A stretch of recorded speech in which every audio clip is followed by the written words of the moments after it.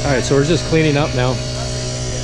I can tell you it's just been over an hour, about an hour and 10 minutes since he started that first mix. Okay, so we got everything done here now. Trying to put drains where I think water is going to settle. Okay, that doesn't mean it's directly across from the drain in the sidewalk. Okay, everything kind of goes to the bottom here, so you need to look at where gravity is going to take that, but that water should escape right there. As far as outside curbs like this, I don't like to do them any tighter than that, even if they have them painted tighter than that. First of all, it's difficult to do with the machine, getting it to compact on the high side. You know, it's kind of the opposite way the machine wants to go. But we tell the homeowner, you know, it's going to be hard to mow. You know, you got to fit a square mower in a round circle. You have to do more trimming there because you won't be able to get it as close. Now he's just running the shovel along the edge right there, just to clean up the edge just a little bit. You don't do anything after that. Landscaper cleans all that up, and that's part of the deal. Okay, same thing down here. I'm trying to look at the lowest spots where that water's going to settle. It's going to all kind of come down here, settle, and kind of run out there. You know, along the window wells, we need to make sure that that's taken care of. We have drains there. Now, these homeowners, and we tell the landscapers, make sure you tell them all the downspouts have to be outside the curb for those drains, or just for direct rain and snow melt. It's not going to take all that water coming down the roof. We've had a lot of rain here this year, and you know, like over there, those downspouts are outside the curb. That's where we want the water from the roof to go. Everything else that's inside the curb should exit through the drains. As far as coming up to a place like this, some landscapers or some homeowners will want you to come in at an angle like this. Problem is, when you dive that down, it gets really thin, it's going to break off. So I tried to curve this around and try to come in more at a 90 so I can get a little bit more meat underneath there, so it's less apt to, you know, kind of break off. It's the same thing down there. I came in, you know, straight in instead of at an angle.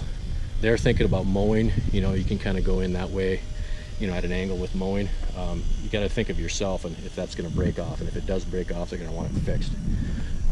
Again, straight in right here, got a little bit more meat there. I don't want to connect it to the actual brick. Make sure it's short, because if they ever need to change that brick, the curb is still where it's supposed to be. And put a drain there, water should run out the end, so it shouldn't be an issue. But anywhere else, now this downspout right here, I can tell you right now, is not going to reach the curb. They have to put an extension on that to reach the curb. You can see there's a lot of water that's going to come out of there. If they forget it up, it should exit here. But if they have water issues in the basement and things like that, and that's not up, that's not our fault. Same here. You can see where that downspout is. That needs to be outside the curb. Everything's running here pretty, you know, it's flowing really nice. It's going to be easy to mow, nice and flat. Landscaper job, you know, really smooth. You got to think of this too. If the landscaper, you tell the landscaper needs to be prepped, needs to be smooth and level, and they kind of complain about that. Well, think about this: the landscaper is going to have to prep and make it level anyway if they're going to do a different kind of edging. Let's say brick or steel or plastic. They do a lot of black plastic around here. You're going to have it level and smooth so they can get the bed edger in there and actually cut that groove to insert those whatever edging they're doing. If it's rough and got chunks and everything all over the place, they're not going to get a smooth line. So it has to be prepped for whatever edging it is anyway. So if they complain that, you know, hey, we got to prep it for you, well, that's part of the deal. You're going to have to do it anyway. And if you want the curb to look smooth and flowing, the prepping's on you. That's the deal. So this landscaper here, it's about 260 feet. He's going to make $130 for basically doing what the landscaper is supposed to do, which is, you know, get the property flat and level anyway. And so all he's doing is painting the line, and he's going to make 130 bucks. Most landscapers will go for that. If we don't come in and do curb, they're going to have to spend a day prepping it and going ahead and taking a bed edger and cutting that and have 2 or 3 guys put in plastic edging. They'd rather have their guys do something else and actually make money. So most guys around here actually bid the plastic edging or the steel edging almost as high as the concrete. That way the homeowner will just say, you know what, it doesn't make any sense to do plastic when you can do concrete for almost the same price. And that's the kind of, you know, like kind of the way they do it. But all done here. We're up in Eagle Crest, Bismarck, North Dakota. This is Lonnie with Borderline.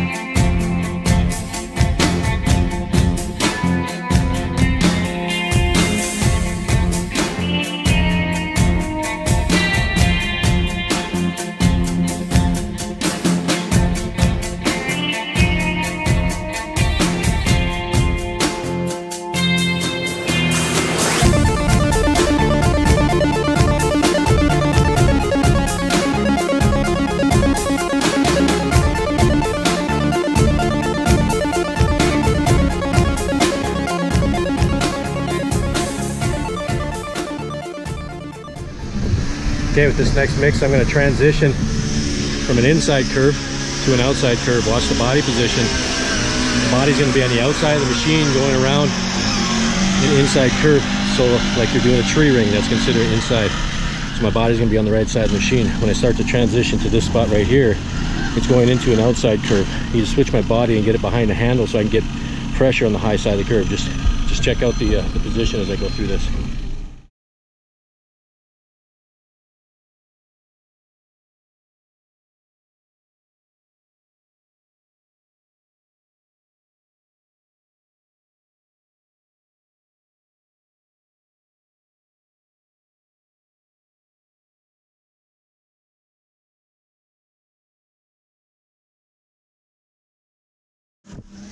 About where you can direct pressure.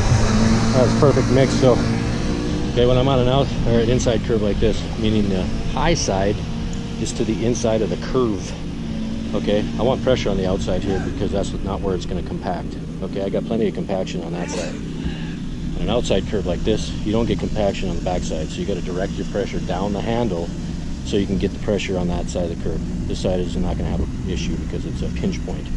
Okay, so you have to keep moving your body with what the curb and the lines kind of dictate. It's no different than troweling. I want to put pressure on the bottom of the curb here. Over here I want to put pressure on the top of the curb and compact that. So I'm just going to turn my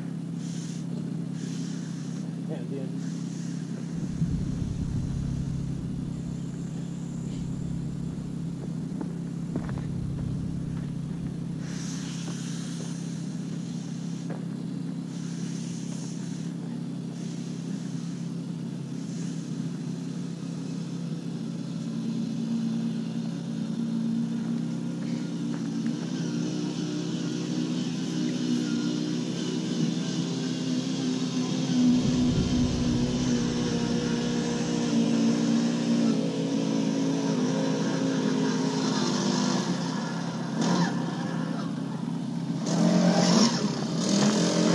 Make sure your joints are tight enough, especially on those outside curves, to compensate for lack of pressure if you don't get some. If you're going downhill, that's really difficult to get pressure on the backside, so you got to use a brake if you have a brake on your machine. Just finishing up here. It should be about 250, 260 feet. I'll have to measure it when we're done, but super fast. I don't even need to tell you how fast it was, but it was really fast. We have all the drains put in. We got everything that we need. He's running around right now with a shovel and a broom doing some cleaning, but we're all done here.